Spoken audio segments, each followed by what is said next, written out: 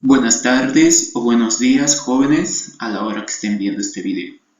Vamos a, vamos a empezar las clases de química y de física, comenzando con la de química. ¿Listo? Vamos a hacer una retroalimentación de lo que hemos visto hasta el día que pasamos clases. ¿Ya? Nos dicen que todavía no hay que avanzar tema, que hay que avanzar de a poco y hay que hacer retroalimentación. Es por esa razón que vamos a presentar una introducción de todo lo que hemos visto hasta ahora. La unidad educativa es Franz Tamayo, el curso es cuarto A y soy el profesor Ariel Matienzo. ¿Ya? Vamos a comenzar entonces. Primeramente vamos a ver o vamos a recordar lo que era la notación y nomenclatura de la química inorgánica. En ese sentido, vamos a ver que la notación química se conoce con el nombre de notación al conjunto de normas que regulan la correcta formulación de diferentes compuestos químicos a través del uso de símbolos. Entonces, la notación científica es agarrar lo que son los elementos, combinarlos y nombrarlos. Entonces, de esa manera. Y a los elementos lo tenemos en forma de símbolos, ¿no? Y justamente eso vamos a ver ahora. Los símbolos son abreviaciones que sintetizan el nombre de los elementos químicos. Cada símbolo presenta un solo átomo y tiene un valor universal. No se olviden estas tres características del símbolo. El símbolo puede constar de uno o más letras. ¿Listo? Puede tener uno o dos letras. Luego, la primera letra se escribe en mayúsculas y la segunda en minúsculas. No se olviden de este detalle. No existen símbolos con más de dos letras. Es decir, los símbolos de los elementos pueden tener o una letra o dos letras. Vamos a ver algunos ejemplos. Por ejemplo, el potasio, su símbolo es K. El plomo, su símbolo es Pb. El oro, su símbolo es Au. Y el aluminio, su símbolo es Al. Se darán cuenta que algunos vienen directamente de su nombre. Por ejemplo, el aluminio. El aluminio directamente viene a decir Al, directamente de su nombre. Pero hay otros que vienen de su nombre griego. Por ejemplo, el oro. El oro viene de aureus. Por eso está como Au. ¿Listo? Al lado derecho de la diapositiva podemos ver algunos ejemplos de lo que es los símbolos químicos. ¿Ya? Por ejemplo, ahí tenemos sodio, tenemos potasio K, hierro Fe, cobre Cu, plata Ag, oro Au, mercurio Hg, plomo Pb y estaño Sl. Entonces, esa es la manera correcta donde ustedes tienen que ir acordándose de estos símbolos. Ahora vamos a ver qué es la notación de los compuestos químicos. Todos los compuestos químicos se representan por medio de fórmulas químicas. ¿Y qué son las fórmulas químicas? Son representaciones escritas de una molécula de sustancia a través de la utilización de sus elementos. ¿Ya? Entonces, ¿qué elementos de la notación no me puedo olvidar? ¿Qué cosas debo tener siempre presente? Primero, lo que les decía, el símbolo. Indica los elementos por los cuales está formado la sustancia. Es decir, por ejemplo, ahí tenemos al cloruro de potasio. Está compuesto de dos elementos, el potasio K y el cloro Cl. Entonces, su nombre conjunto de esos dos, cuando se combinan, es cloruro de potasio, compuesto por un potasio y un cloro. Abajo tenemos algo parecido al yoduro de potasio, compuesto por un sodio y un yodo. Luego, otro que no debo olvidar es los subíndices. Los números pequeños que se escriben después de los símbolos son llamados subíndices. Siempre va en la parte inferior derecha para indicar las veces que se van a repetir un átomo dentro de la molécula. Es decir, que estos van a generarse a través del intercambio de números de oxidación o también de las valencias. Por ejemplo, ahí abajo tengo yo el oxígeno tenía -2, el hidrógeno tenía 1. Han intercambiado, pero como es un peróxido, el oxígeno debe tener 2. Entonces, lo importante de este punto es que esos números de ahí abajo son llamados subíndices. ¿Listo? Y nos dice cuántos átomos voy a tener. En ese compuesto tengo 2 átomos de oxígeno, tengo 2 átomos de hidrógeno y el compuesto se llama peróxido de hidrógeno. Abajo tengo al ácido nítrico. Está compuesto por un átomo de hidrógeno, porque solamente tiene uno de nitrógeno y 3 de oxígeno. Entonces, esos números de ahí abajo son los subíndices. Seguimos. Los paréntesis.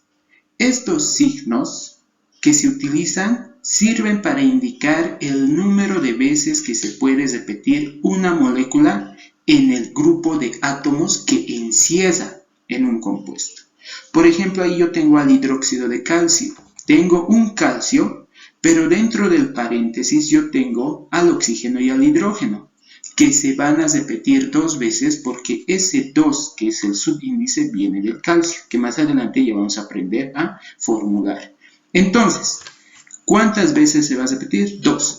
2 oxígenos, 2 hidrógenos. ¿Quién me está ayudando a ver cuántas veces se va a repetir? Los paréntesis. ¿Listo? No se olviden de ese punto. Y por último, los corchetes. Son signos que se utilizan para encerrar grupos más grandes, denominados complejos. Por ejemplo, ahí yo tengo al ferrocianuro de potasio. Ese ferrocianuro de potasio es un compuesto más complejo y me está dando que tengo un corchete que encierra a todo el ferrocianuro. A todo ese ferrocianuro está encerrando el corchete. ¿Ya? Entonces, ¿para qué sirve el corchete? Para denominaciones complejas. Continuando, jóvenes, vamos a empezar a ver lo que es la nomenclatura. La nomenclatura es el conjunto de normas que regulan la denominación correcta de las sustancias químicas. De manera correcta se puede decir que el que sabe de nomenclatura sabe del lenguaje de la química. Ahora, la mayoría de los compuestos químicos generalmente se los puede nombrar en 3 sistemas, que ustedes ya lo conocen. Por ejemplo, la nomenclatura tradicional o clásica, la nomenclatura stock o funcional y la nomenclatura YUPAC o estequiométrico. Entonces vamos a ir aprendiendo uno por uno. Vamos a ir haciendo recuerdo porque ustedes ya lo saben esto. Empezamos con la nomenclatura tradicional. Nos dice que los compuestos químicos se nombran en esta nomenclatura utilizando 2 nombres, el nombre genérico y el nombre específico. ¿A qué nos referimos como nombre genérico? Es el que indica el grupo o función al que pertenece. Es decir, si yo estoy hablando de los óxidos, mi nombre genérico va a ser óxido. Si yo estoy avanzando los ácidos, mi nombre genérico va a ser ácido. Y el nombre específico indica de forma correcta el nombre del que se trata. Es decir, si yo estoy hablando del calcio o estoy utilizando el calcio, va a ser nombre genérico óxido, nombre específico cálcico. ¿No? ¿Se entiende? Ahora, vamos a ver algunos ejemplos y terminaciones que se usan en lo que es la nomenclatura tradicional.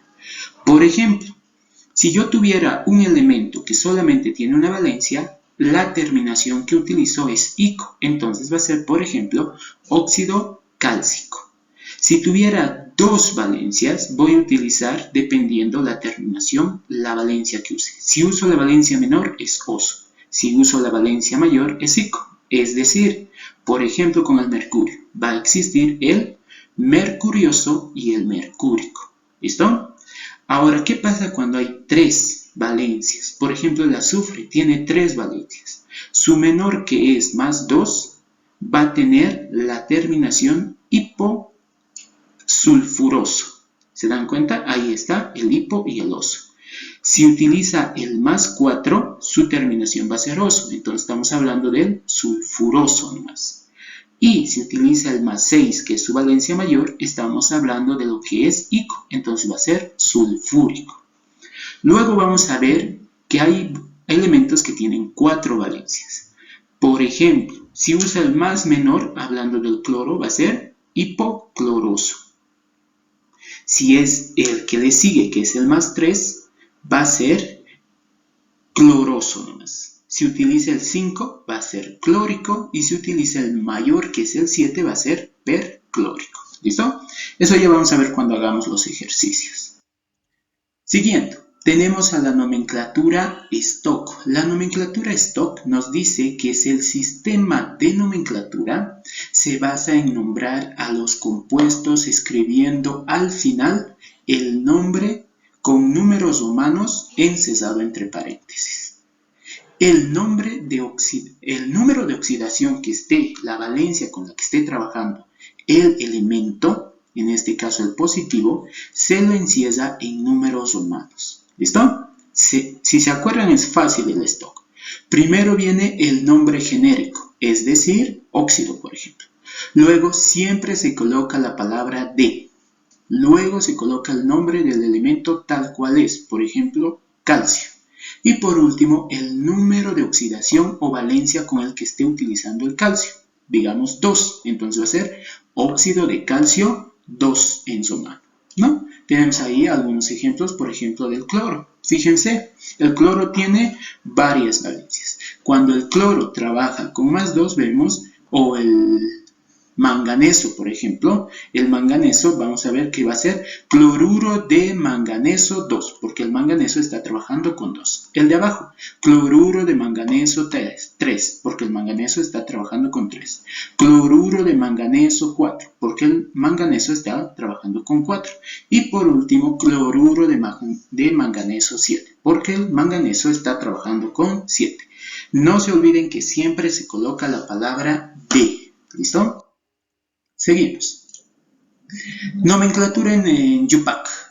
Es la nomenclatura adopta por la Unión Internacional de la Química Pura y Aplicada para nombrar los diferentes compuestos químicos.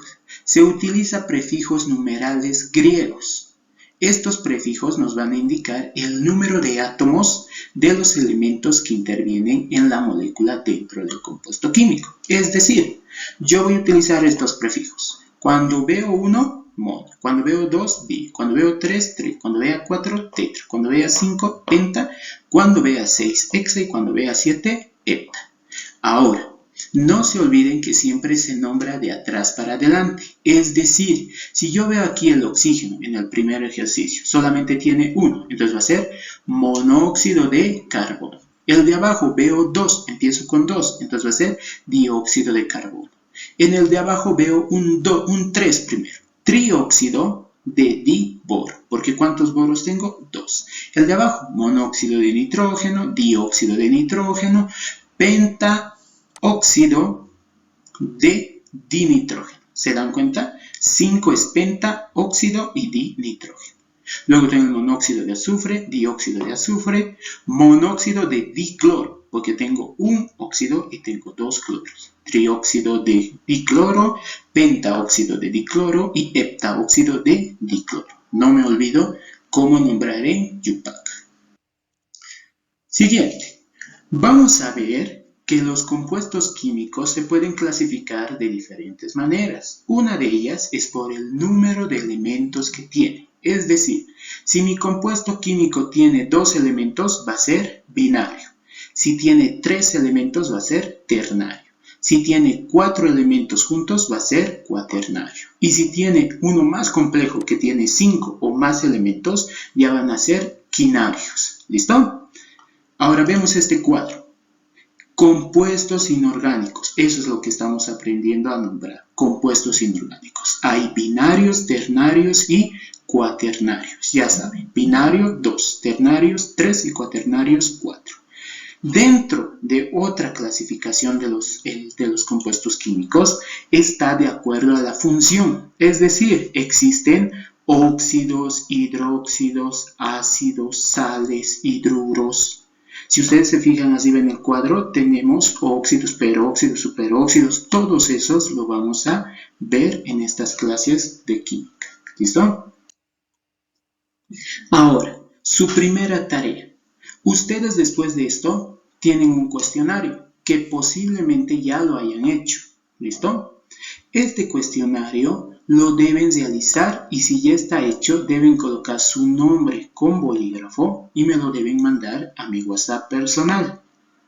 Cuando me lo manden quiere decir que han escuchado la clase y ya tienen lo que es su primera tarea y su primera asistencia a la clase. ¿Listo? No se olviden. ¿Qué más tienen como tarea? Esta tarea me la tienen que mandar hasta el día viernes, ¿ya? Porque es la primera semana de clases. Ahora, ¿qué es lo que tienen que estudiar para la siguiente sesión, para la siguiente clase? Deben ver lo que son los metales, estudiar los metales, estudiar los no metales y también estudiar a los elementos anfóteros. ¿Cuándo es un elemento anfótero? Cuando puede actuar como metal y como no metal. ¿Listo? No se olviden de eso. Nos vemos en la siguiente clase y no se olviden mandar su tarea. ¿Ya? Hasta luego, chicos.